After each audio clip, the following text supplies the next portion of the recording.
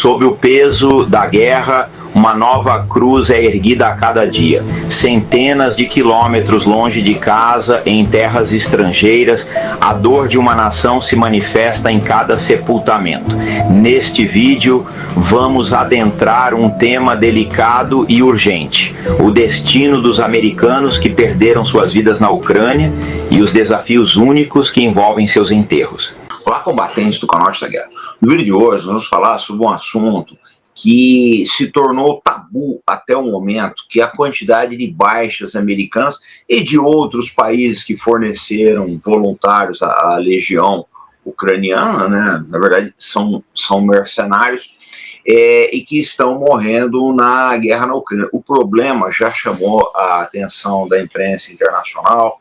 A CNN fez uma reportagem aí, ela chuta uns números bastante baixos, aí fala em 20 nos últimos meses aí, mas nós sabemos que a quantidade é muito maior do que essa daí, por alguns nomes que nós sabemos que morreram efetivamente, tombaram efetivamente em combate na Ucrânia, mas que não estão aparecendo nos relatos oficiais. Então é esse o assunto que nós vamos abordar hoje aí, inclusive o problema das famílias, né, porque é um problema muito sério, que é o repatriamento dos corpos. Às vezes o corpo fica numa região difícil de ser recuperado, tem dificuldades para ser identificado, enfim, é um drama muito grande que vai assombrar seguramente a sociedade americana e de outros países nos próximos anos. Acompanhe conosco.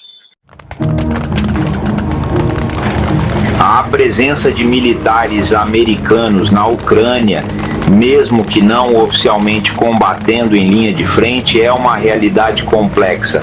Aproximadamente dezenas de americanos já perderam a vida, motivados por diversas razões, desde missões humanitárias até operações de segurança. As regiões onde os americanos estão atuando variam e suas missões vão desde apoio logístico até treinamento militar. Descrever as dificuldades logísticas de transportar os corpos para os Estados Unidos é essencial. Em uma zona de guerra, com tantas restrições, cada movimento é um desafio.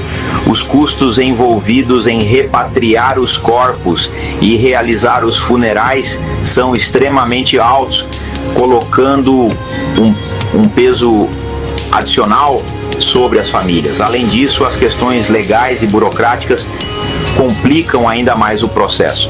A identificação dos corpos e a comunicação com as famílias são etapas dolorosas e complexas que exigem cuidado e precisão.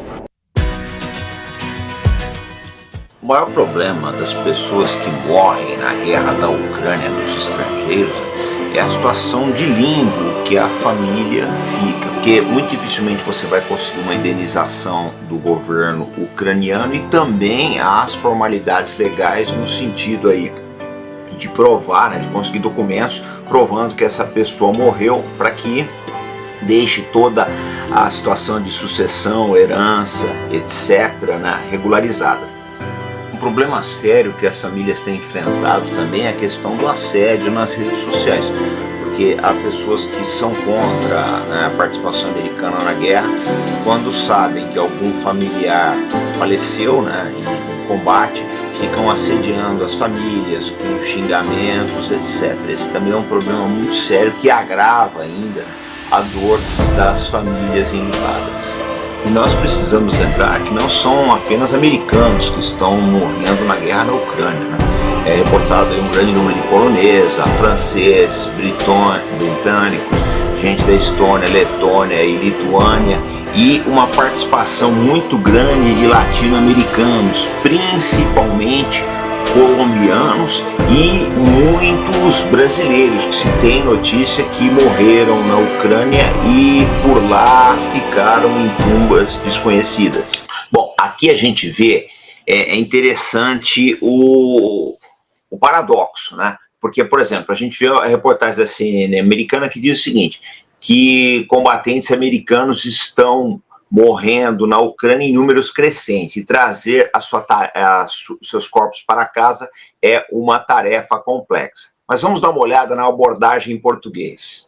Ó, eles já colocaram diferente, essa é a CNN de Portugal, né, onde eles colocam que há estrangeiros a serem mortos pela Rússia em nome da Ucrânia. Então vocês veem que a imprensa, para um público ela joga a notícia de um jeito, para outro público ela joga de outro. O coronel McGregor, né, ele já disse alguns meses atrás que mais de 400 americanos morreram combatendo pela Ucrânia. Eu não duvido desse número, por quê?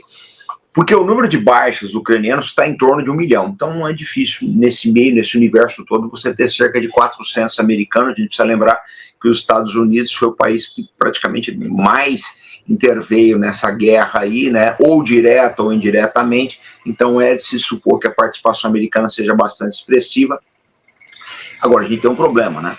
Aquela concentração de artilharia da Rússia, ela não distingue na trincheira se você é americano, ucraniano ou alemão. A granada caiu ali, você vai morrer. Então é de se supor que esse número do coronel McGregor, ele é bastante substancial. Mas vamos dar uma olhada em algumas outras matérias que são bastante interessantes com relação a baixas americanas nessa guerra. Bom, esse aqui é o primeiro caso, né? O general Anthony Potts, ele morreu num acidente misterioso de aeronave nos Estados Unidos. Não ficou explicado aí, ele estaria pilotando avião, uma situação bastante esquisita, logo depois que começou a guerra, mas não é só ele. Depois tem esse general aqui, tá? Esse aqui é do Corpo de Fuzileiros Navais, né? Ele é o general William Mullen e ele esteve na Ucrânia, pouco tempo antes, esteve na Ucrânia, depois ele foi encontrado morto numa base americana, mas não para por aí. Essa caso aqui é interessante, a imprensa logo correu para desmentir, né? Mas era um general polonês, com participação aí ativa na OTAN, de gel novo, 50 e poucos anos, e se alega que ele morreu na Bélgica. Não explicaram as razões da morte dele. Teve esse general francês aqui, 75 anos de idade, que supostamente teria morrido escalando uma montanha na França. Bom, esses são os generais. Tem outros casos aí que vocês vão achar, se vocês procurarem, vocês vão achar aí gente que morreu em acidente de helicóptero, um que morre no acidente no Iraque. Então, todas umas mortes assim, bastante suspeitas, né? E geralmente essas mortes acontecem alguns dias ou semanas depois de algum grande ataque de mísseis russo na Ucrânia. Então elas são bastante suspeitas. Provavelmente essa gente aí estaria lutando ou assessorando na Ucrânia. E outra, não dá mais para confiar nessas versões da imprensa, né? Mesmo a imprensa que dizia que a Rússia estava ficando sem munição, os russos usavam chip de geladeira, aquele bobajol todo. A gente perdeu completamente a credibilidade.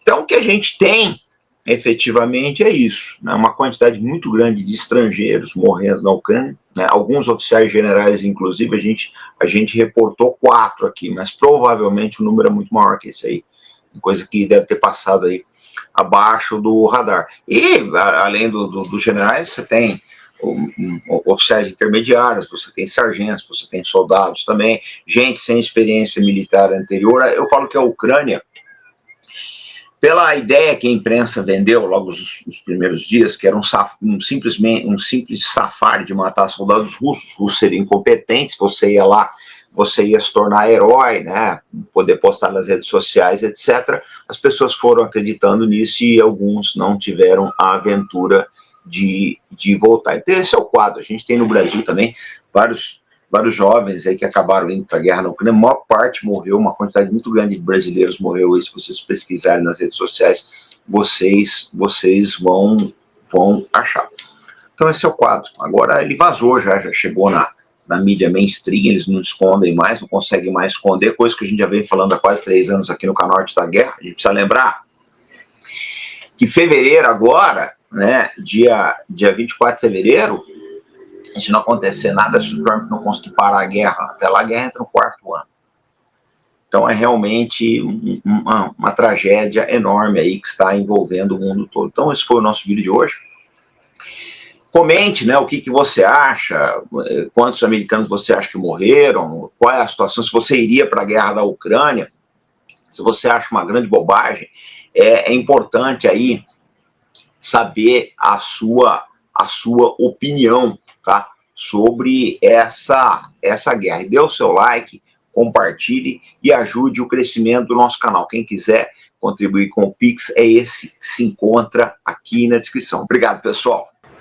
Bom, pessoal, queria colocar uma coisa para vocês que é muito importante. O canal Arte da Guerra, em parceria com o canal Geosmart News, o professor Paulo Diniz, vai fazer um webinar agora em fevereiro sobre os homens fortes do Oriente Médio. Quem são essas pessoas? Homens como Ariel Sharon, Saddam Hussein, Hafez Assad, que era pai do Bashar, o Erdogan, né? Tudo isso é essencial para vocês entenderem uma das regiões mais importantes do mundo. Primeiro, que ali é o berço das grandes religiões, né?